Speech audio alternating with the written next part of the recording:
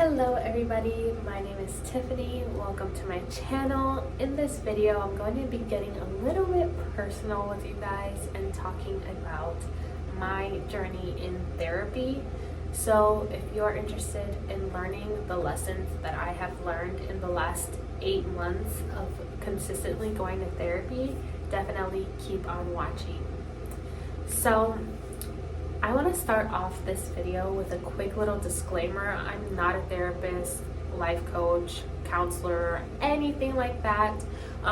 Although I am highly considering entering that field, I am not licensed or any of those things. So take everything I say with a grain of salt. This is really just to document my own journey and to let you guys know if you are currently going through your own journey of healing and therapy and all those different things, that you are not alone, and to kind of gauge like if there's anybody out there who kind of feels the same as me, honestly. And so that is pretty much what this video is for. I am not licensed. Do not take what I say to heart. Do not follow what I say. Don't do that, because my word is not the final word. You should go to therapy yourself, okay? Do not go scrolling through YouTube looking for things people learn from therapy and think that that is enough. You need to go to therapy yourself, because everybody's situation is different, everybody's trauma is different, everybody's way of viewing the world is different, and everybody's behavior and reaction to things are different. So something my therapist tells me that might stick with me and that might make an impact on my life might not even matter to you, and vice versa, So yeah, I just kind of wanted to document and talk about that here with you guys, just in case there's anybody out there who is interested in going to therapy and isn't sure if that's something that they should really do. I recommend it to literally everybody. So yeah, 10 out of 10 recommend. You should definitely go at least once or twice to check it out and see if it's something that you can benefit from. But I think literally anybody and everybody can benefit from therapy. So if you're asking me, yes, it's something definitely worth the money, definitely worth the effort and time. So yeah, I would definitely check it out, and I'm going to leave a link down below of this video in the description box and in the comments. Hopefully I remember that I mentioned I will leave in the comments of Psychology Today, which is actually where I found my therapist. And you could search literally from any state, wherever you are. I'm not sure if they have like outside the US. I really don't know. I would look into that. But I know at least like in the US, you can search anywhere in the US for a psychiatrist or psychologist or anything like that, counselor, family counselor, marriage counselor, anything like that. You can search on psychologytoday.com. I think it's .com. Don't quote me, but I will leave a link down below so you guys can check it out for yourself. And I read through quite a few different therapists like descriptions before I found the one that I thought would be great for me. And let me tell you guys, I absolutely love my therapist. She is amazing. She just brings out the best in me, and she helps me, like, I don't even know, she helps make sense of my brain, and my brain is all scrambled and like all over the place, and she just makes it make sense. So that's why I 110% recommend a therapist. But before I actually jump into this video and list out the things that I learned from therapy, I want to briefly talk to you guys about why I started going to therapy to begin with. Now, I'm not going to jump into all my past trauma and childhood traumas and things like that, but I'm going to tell you guys a little backstory of how I started therapy, like my first session and things like that. So let's get into that quick story time. Also, if you just want to skip to the important parts, I'm going to go ahead and have the little chapters down here and in the comments, not in the comments, you guys know what I mean, description box below, so you can skip to lesson number 1 if you don't want to hear the little backstory.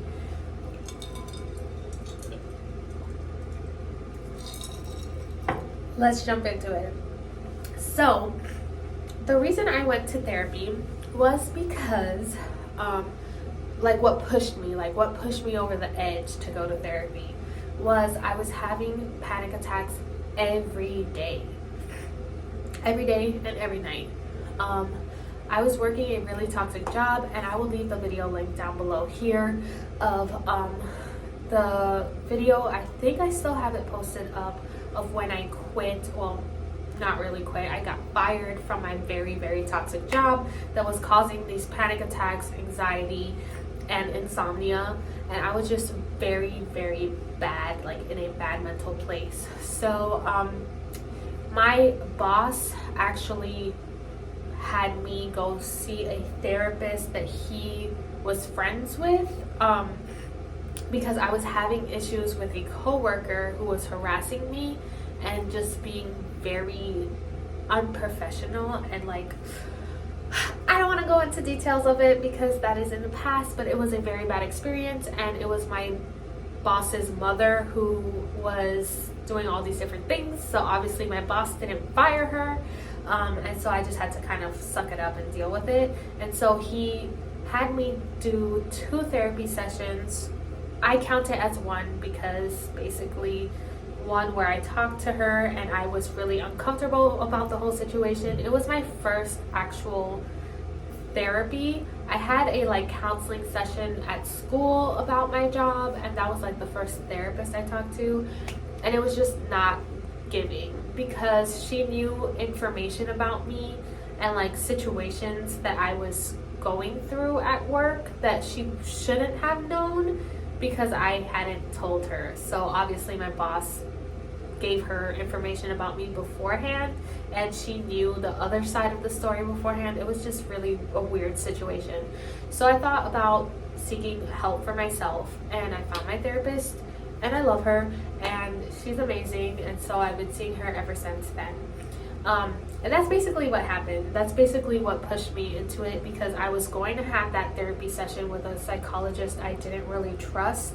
And so I wanted to get feedback from another psychologist just to see if my experience with that one was how all therapy is, or if it was like, no, I had my rights to be concerned and feel like something fishy was going on. And my therapist confirmed that I did have all the right to feel some type of way about it because there was something going on there. So anyways, with that kind of backstory out of the way, I want to jump into the things that I learned throughout this whole process of going to therapy. So lesson number 1 that I learned is that therapy is hard. And I feel like a lot of people know this, but not a lot of people truly know this. Like a lot of people go to therapy and they have the assumption it's not going to be easy. But when they see just how hard it is, they stop going. And I think it's mainly because we are afraid of facing our own giants, and we are afraid of the healing process and feeling the emotions and the hurt and the memories and the pain that we have been holding on to. And more so for me, it's letting go of the things that I have held on to as a like crutch for myself, of like, if something doesn't work out in my life, I have something to blame. It's because of what happened at this point in my life that this didn't work out, kind of a thing.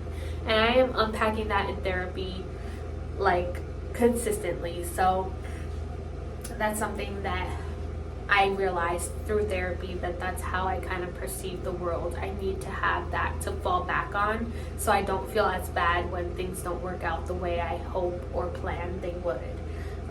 But that's completely not even in my notes. That's just a little extra nugget in there.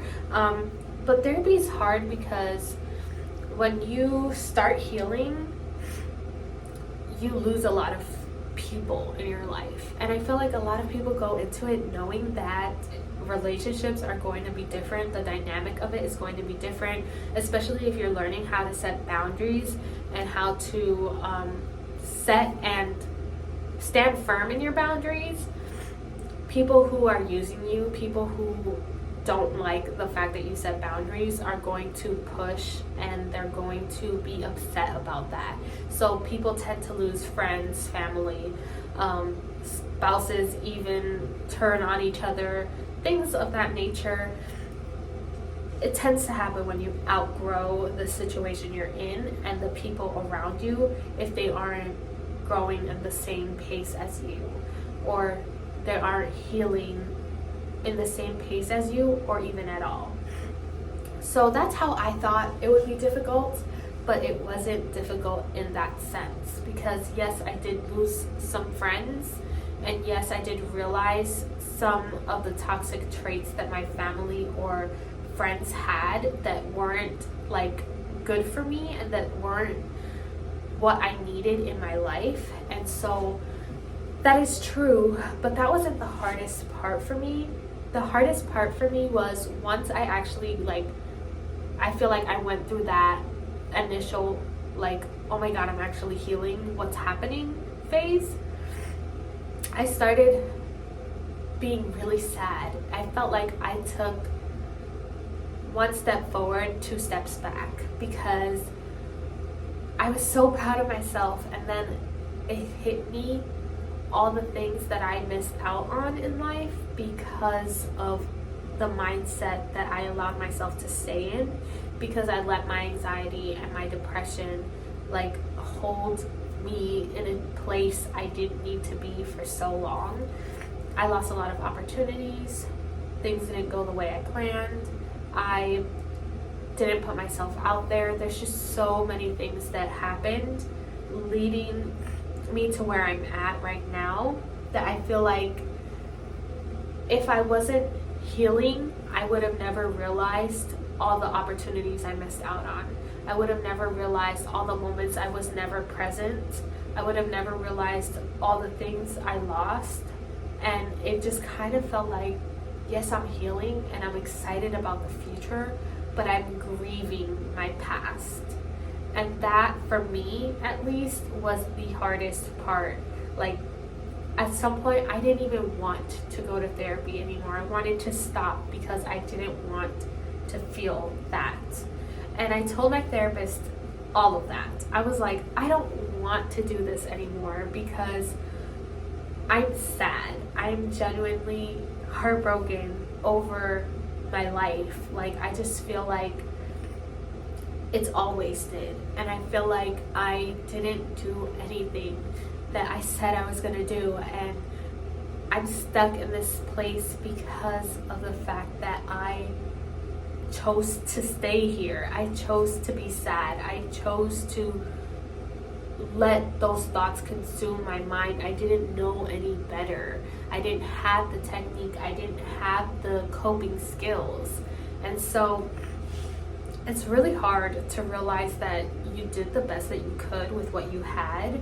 And now that you do have those coping skills, now that you do know better, you have to give yourself grace, and you have to understand that you did the best you could. And that's okay. Now, pushing forward, you have to keep on going. And so, like I mentioned, I felt very stuck and stagnant in life. And another hard thing that I realized happens is because of the fact, how I'm approaching therapy is me and my therapist, I sit down and write letters throughout the time frame between my one session and the next. And I'm writing letters to myself and to the people who have hurt me in the past, and just talking about the events that have somewhat shaped or formed me into the person that I am. And so when I read this, she helps me kind of break it down, helps me kind of ask better questions about the event and the things that are happening. But I feel like while I'm writing those letters, or while I'm reading them, or thinking about what has happened, it's like I'm transported back in time. And it's really hard to be that person again.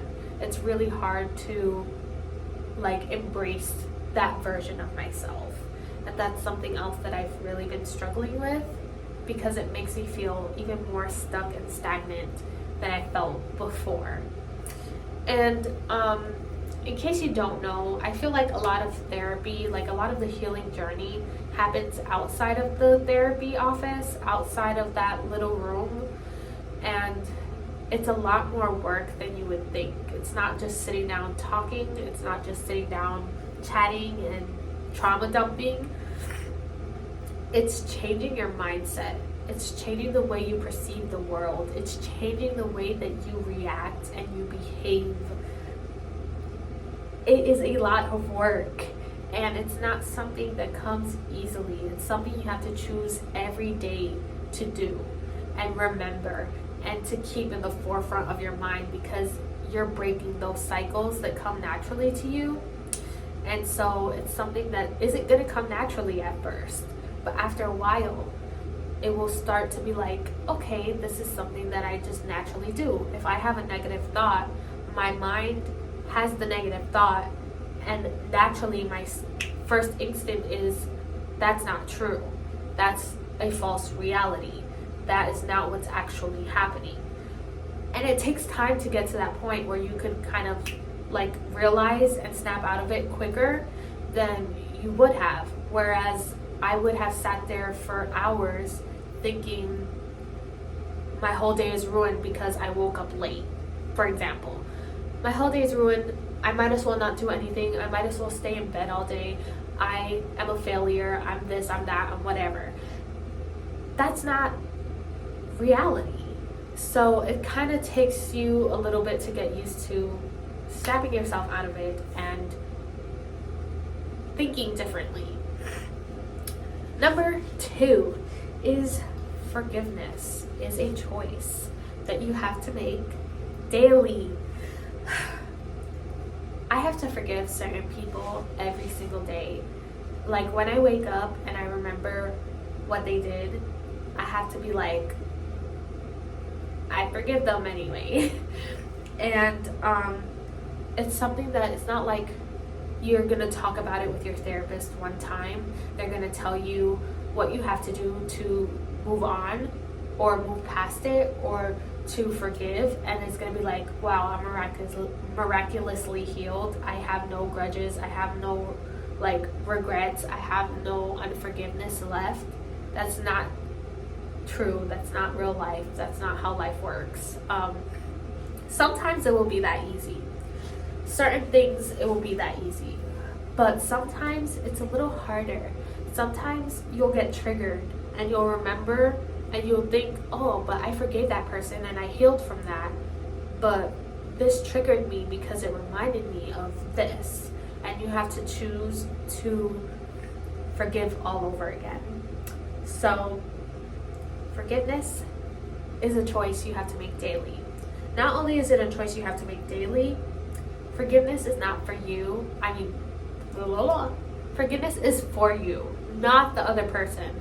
So I feel like a lot of the times people go into forgiveness like, I'll forgive this person when they give me an apology, or when they feel sorry for what they did, or when we have a talk for closure. Then I'll forgive this person and everything will be all good. You may never really receive the apology that you're looking for, and you may never receive the closure that you are looking for. You have to be willing and able to forgive if you don't receive it, and more than likely you won't receive it. So you have to know how to forgive people without ever receiving an apology. Forgiveness is not for them. Forgiveness is not for you to let them know that they are forgiven and that you no longer hold them accountable for what they did. Forgiveness is for yourself, to set yourself free and to allow yourself to let go of what is no longer edifying you and what is not doing anything for your life, which is really difficult to do sometimes. Sometimes it feels easier to hold on to the anger, hold on to the hurt, and that's just not good for you. Everybody, I feel like, knows the quote that goes somewhere along the lines of unforgiveness is like drinking poison and expecting the other person to die or to get hurt from it. And so that is completely true. Like, when you don't forgive somebody, it doesn't hurt them, it hurts you. You are the one that is stuck in this painful cycle of reliving the events, and more than likely, which this kind of adds to a fire, but more than likely the person who hurt you is out there living their best life. They don't even know that they hurt you, and they have no remorse about it because they don't even know that what they did affected you. So forgiveness is something that you have to choose to do daily, with or without an apology. Number 3 is your love are not coins. You have an unlimited amount. So when my therapist told me this, I feel like my mind was literally blown. And so I'm going to give you a little backstory about why she ended up telling me this. And so, like I said, I am currently like writing letters to people who I feel have hurt me in my past, and like events that I feel like shaped me into the person that I am, and like led to the qualities I have that I don't quite like about myself, and I know aren't like edifying to me or things that I should be feeling. So this particular person was somebody I was romantically involved with, and I felt like at some point I mentioned that I feel like I can't love anybody else the same way I love this person, and it was never going to be the same. I was never going to ever fully love somebody else. And so I really, really hope this person never stumbles across my channel and never sees this video, and like, yeah, I just really hope that never happens. But it was somebody that I really thought I was going to spend the rest of my life with. It was somebody I was fully 100% convinced that God made for me. And that was not the case. That was just not the case. So I struggled a lot. And so when my therapist told me this, it kind of opened my eyes to the fact that like there's not a certain amount of love that I have that I gave away and now I can't get it back. Like, I have to get it back from this person before I can give it to somebody else. That's not how love works. Love is unlimited. I can give this person this X amount of love and it not work out, and I can go on to my future relationships and give that next person the same or more love, and I won't dry out. Like, the love that I can give to somebody won't dry out. It's not like I have 5 coins for love, and if I give you one, then I only have 4 other people that I can love. And just the way that she broke it down kind of blew my mind, because it helped me realize that I don't need to unlove this person to be able to love somebody else. Because that was my whole problem. I felt like I need to figure out how I can stop loving this person, stop caring for this person, and stop being hurt about what happened with this person in order for me to then truly and fully love somebody else. And that's just not true. I can fully love this person who hurt me and who is no longer in my life, and I can also fully love the next person who comes in who God has planned for me. And that was just something that I really needed to hear. And so it was like a weight lifted. But again, it's something that I have to choose to believe every day, that my love is unlimited. And just because I gave this person a certain amount of love doesn't mean that I have no more love to give. And number 4 is prioritizing yourself is not a bad thing. Now, I'm not going to get into this one too much because I feel like it's something I'm still learning and something that I haven't quite put into motion, but it's something that I'm starting to realize is a fact. Like, putting myself first isn't selfish. It isn't something that makes me a bad person or makes me love the people around me any less. It's actually better for the people around me if I put myself first, because if I can put myself first and love myself first, then I can love them better. I can get my needs met to then meet the needs of those around me. And it's something that I am really trying to work on, because it's something I struggle with like a lot. And it's kind of like, I feel like a lot of people struggle with it, and a lot of people have this false reality of what self-love is. But prioritizing yourself is something that then leads to you being able to be the best version of yourself for those around you. Number 5 is there's always something good happening if you look for it.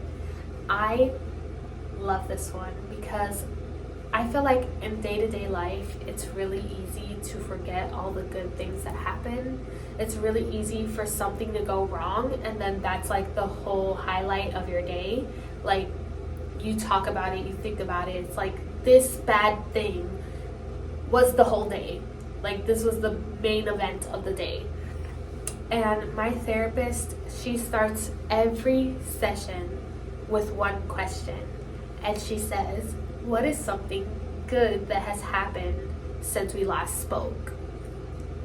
And with that simple question, it makes me more aware of the good things that are happening throughout the week. Because I know in 2 weeks, when I go to have my therapy session again, I have to tell her something good that happened throughout the last 2 weeks. Now, it's not mandatory.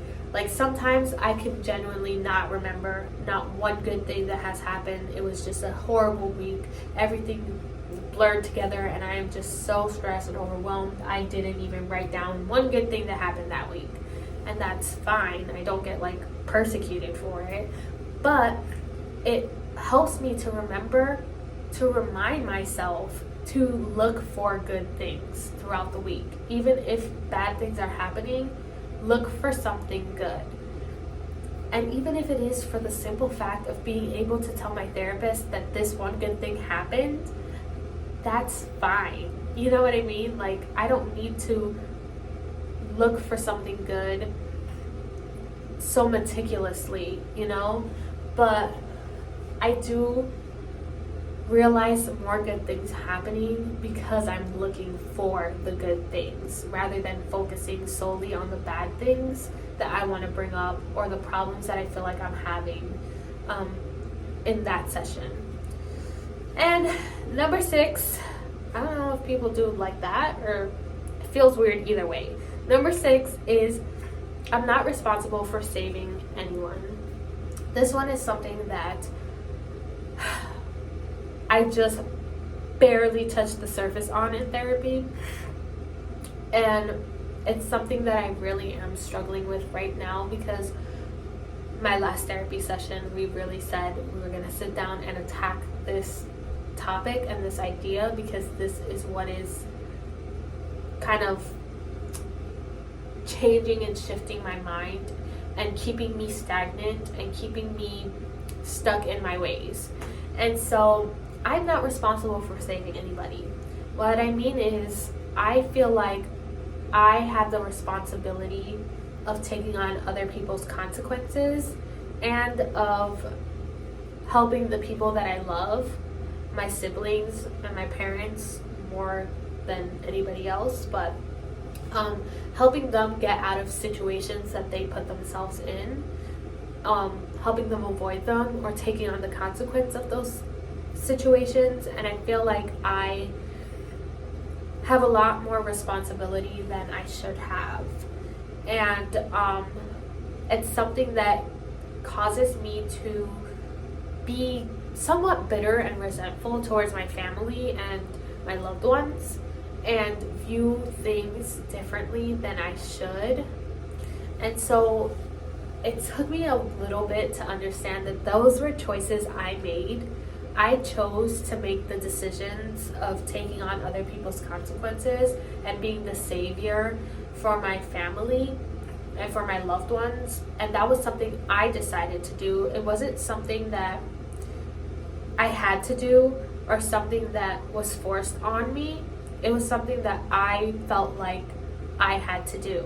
And I'm trying to unpack that currently and figure out why I felt the need to jump in and save people from whatever consequence was coming, or why I felt like it had to be me, why I feel like if I'm not around, my family will fall apart. And that's something that, like I said, I'm currently unpacking, because it keeps me kind of stuck where I don't want to be. And so yeah, that's something that I really want to unpack and I really want to understand a little bit more. And I'll probably make a separate video about once I do unpack it. And like I said, I will probably be doing a bunch of videos like this one, just unpacking certain topics more as they come. You know what I mean? But for now, that is something that I'm really trying to focus on, because I feel like it's one of my major problems. Like, it's my biggest character flaw. So yeah. And number seven is a doozy. Okay, number 7 is not making a choice is still making a choice. And this recently hit me because I feel like I've been very like passive in my life. I've been very like, what happens happens, like whatever's meant to be will be kind of thing. And I don't make choices, and I stay in places I don't want to be in because I don't want to make the hard choice of leaving and being uncomfortable and going out there and taking the risk. And then I blame the fact that these things are happening on life, but in reality, it's my choice to stay in the situation I'm in. Like, for example, my job that I had for 3.5 years that I absolutely hated. I chose to stay at that job for the amount of time I was there because I didn't want to have to get trained at another job. I knew how to deal with the people who were there. I knew how to react. I knew how to minimize the situation. I knew what to expect already while I was there.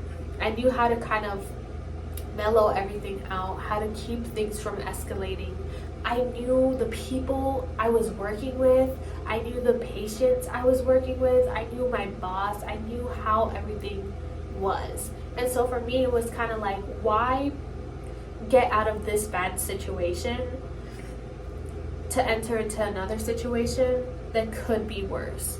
It was the possibility of it being worse and the thought process of never thinking it could be better. So I was always like, why leave this situation to enter something that's going to be the same or worse, when in reality, I could have entered into something that would have been better, which, now that I'm thinking about it, like, it's kind of crazy. This isn't part of my plan, but the job I have now is actually amazing. I love the job I have now. It is a great job. My managers are fantastic. They are so kind. The people that I communicate with throughout the day, they are great. They are kind. They are amazing people. And if I would have left my job when I did, I would have been able to find this job quicker. Everything happens for a reason, so you never know what the reason was. But like with this job situation, the whole scenario, I stood at this job because I didn't think I could find anything better. And here I am, 3.5, 4 years later, in a job that I actually like. So what is stopping me from doing that with other areas of my life? Like, what is stopping me from not making a choice because I'm scared it will be worse, when I have the proof right in front of me that yes, there's a possibility it could be worse, but there's also the possibility of it being better. You know what I mean? So if there's a possibility that it will be better, why not take that chance? Why not go for it? Why not try and see if it will be better? And if it's not better, you can also make another choice. Like, no choice you make is going to be permanent. You know what I mean? Like, nothing is permanent. You can always choose something different. Like, for an example, moving out on my own, which is something I never even considered doing until my therapist told me that that was an option. I was like, moving out on my own? What are you talking about? Nobody does that nowadays. Like, no way. I'm not gonna do that. I'm not gonna move out on my own, leave my family, and do my own thing. And she was like, well, it's a possibility. You can if you want to. Like, it's always something that you can do. But like, she told me I can move out on my own and decide that I hate it, and that's fine. I could just move back in. It's not like that decision is something that, like, well, here I am stuck for ever and ever and ever. Like, if I move out on my own, that's like, what, a year lease, and I do it for a year. If I like it, I stay. If I don't like it, I just come back. It's like, you're not burning bridges, you know what I mean? So you can make a choice that doesn't have to be fully permanent, that you can always come back and say, you know what, this choice wasn't right for me. I'm gonna go do something different. And that's something that I feel like has held me back. Making choices is so difficult for me because I want to make the best choice. I want to make the right choice. And because of that fear of making the best or the right choice, I make no choice. And I stay stuck in the situation that I am in, that I probably shouldn't even be in, but I'm still in because of the fact that I am not making a decision. And I'm just choosing to stay stagnant. Boy, my therapist, we're gonna have a whole conversation next time I see her, because I'm literally like debunking this, and I'm literally like breaking this down in real time, and it's kind of mind-blowing that that's happening right now, because it's something that I feel like I've struggled with for so long. And I'm really happy that I caught this on camera, because I could look back and realize the kind of like realization that I just finished having about this topic, because it's something that I want to reference to, and it's something that I want to be able to continually kind of like change the way I think about it. So good looking, you know, I'm happy that I actually have this recorded now, so I can look back and rewatch it and realize how crazy and how things are actually set up, I guess. But yeah, it's crazy to think about. It's crazy to realize that not making a choice is still making a choice. And yeah, that's pretty much it. That's pretty much all that I learned so far. I mean, I learned more stuff, obviously, but that's all for this video.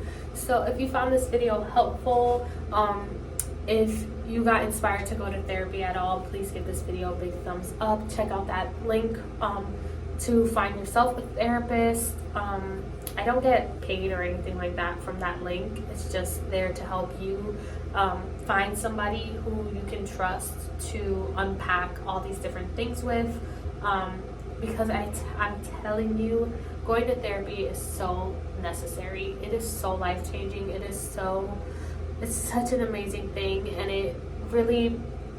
it's just an amazing thing. It's amazing. And even if you don't want to go for yourself, go for your future spouse, go for your future children, go for your family, your parents, your siblings, whoever the case may be, whoever you love, whoever inspires you to be better, go for them.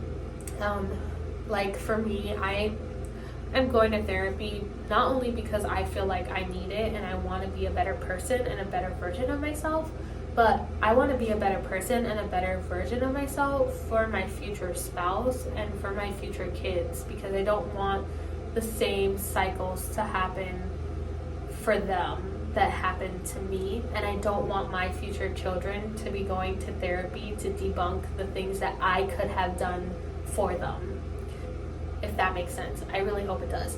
But I really don't want my kids to be going to therapy trying to figure out the things that I could have fixed before I even had my kids. And then it's like kind of generational, you know?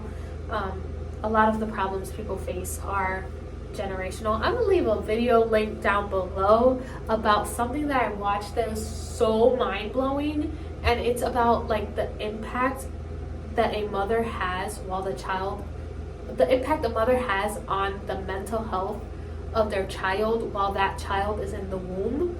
Watch it. It blew my mind. It was amazing.